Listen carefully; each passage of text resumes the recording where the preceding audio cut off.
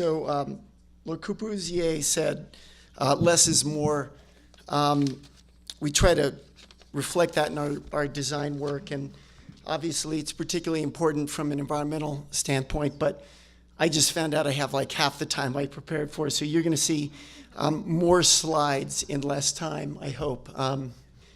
It turns out after World War II, the majority of residential development in this country took place in suburbs, and that wasn't great because it increased transportation requirements, pollution, stress, reduced open areas. Luckily, in the last decade or so, there's been a shift to urban development, so-called infill development. Turns out baby boomers want to move back to the city, Gen X and Y, they don't want to move away. And that's great from an environmental standpoint because it puts people closer to jobs, to commerce, to retail, reduces the need on transportation. It increases or reduces the ecological footprint of residences. So the most visible results of this infill development are the large multifamily buildings you see in Manhattan or south of Market in San Francisco or downtown LA. But actually what's happening more, statistically speaking, are individuals doing individual homes, small developers doing duplexes, triplexes, quads. And the challenge of infill development is that what you have left are small, odd-sized lots. So those projects tend to be kind of custom in nature, but fortunately increasingly sustainable because consumers increasingly are demanding that, and also municipalities and state governments are more and more requiring it.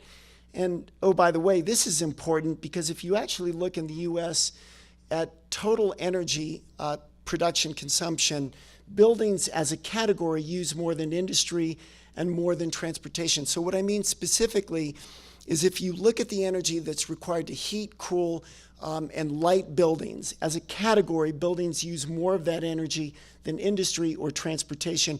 And indeed, 40% of all raw materials that are extracted on this planet are used for building materials.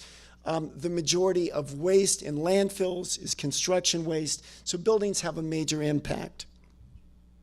So if you're building in a city, you're dealing with more and more challenges. First of all, land costs are increasing and it's just harder to find land. Second, construction labor costs has always been higher in cities and it too is going up. So are material costs. And now, in the last few years, there's been more of an issue with neighborhood disruption because of social media. This is actually Mark Zuckerberg's house in San Francisco, which became kind of an issue as people tweeted and Instagrammed about all the disruption to the neighborhood. So if you are, and then there's general contractors. If you're related or for a city and you're doing a large multifamily project, you're working with professional general contractors like Swinderton and Skanska, and most of the time these guys do projects pretty responsibly. But if you're a small developer or an individual doing a home, your only option are mom and pop general contractors. And while there's some great ones out there, many of them are not so great, and that's why the industry has a really bad reputation of doing things on time and on schedule. So as a result, there's been increased interest in prefabrication or building off-site. Theoretically, you can build at a lower cost because it's built with lower cost labor. Theoretically, you can get higher quality because it's a controlled environment. It's faster construction because you're doing things in parallel to the site work as opposed to having to first do all of your work on site and then framing and then electrical and plumbing. You can work in parallel.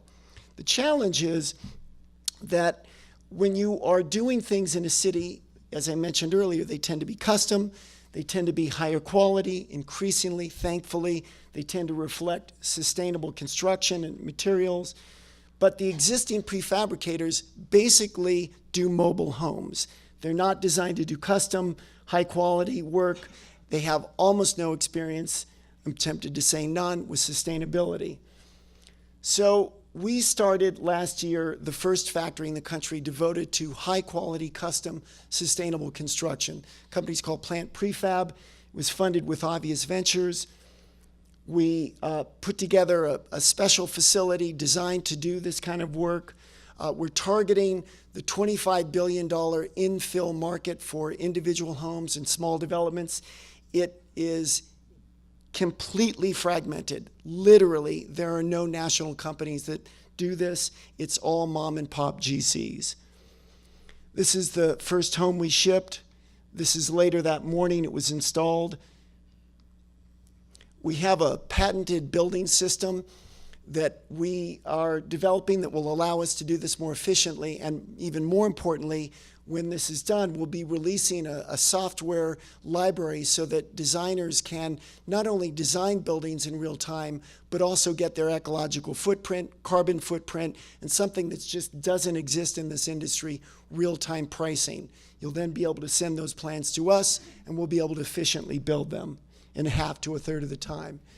We're also employing a green or sustainable set of processes and protocols that, as much as possible, aim to reduce the projects we're doing, the ecological footprint. We're striving for zero energy, zero water, which is to say reclaimed water we need for irrigation, zero emissions, which is an indoor air quality issue, zero carbon and waste, so we care about where the materials come from and how they can be recycled, and then zero ignorance. You can do many things to reduce the ecological footprint of your buildings, but if people who live in them aren't responsible about resource use, you'll have a big ecological footprint. So we're a spin out of Living Homes, which I started 11 years ago. This is our first home. This is my home in Santa Monica. It was installed, it's comprised of 11 modules. It was installed in 8.5 hours. It's the first home in the nation to ever be certified LEED Platinum. We've done more platinum homes than almost any other design firm in the world. This is our first multifamily. It's in San Francisco. It's the first LEED Platinum in Northern California. This is our first affordable housing project. This is in New Orleans with Make It Right, Lower 9th Ward.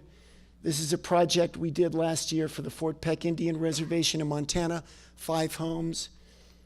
We're based in Los Angeles. You're welcome to visit. We have a great internship program. We start them young, so come visit us. Thank you.